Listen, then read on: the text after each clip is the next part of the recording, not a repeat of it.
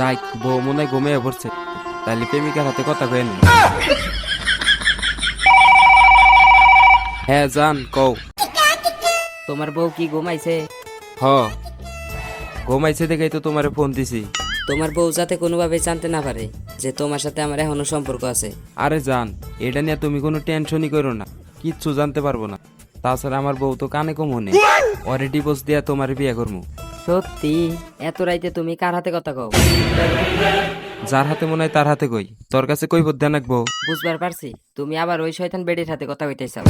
হ, আমি ওর হাতেই কথা কইতাইছি, চুপ করে ঘুম পার, তা না হইলে কালকে তোরে ডিভোর্স দেওয়ারই বিয়ে করবো। কি এত বড় কথা কইলে? আচ্ছা ডিভোর্স দিবা ভালো কথা, কাবিনের যে 10 লাখ টেহা, কালকে ডিভোর্স দেওয়ার আগে কাবিনের টেহাটা দিয়ে দিও, আমি কালকে বাপের বাড়ি যামুগা।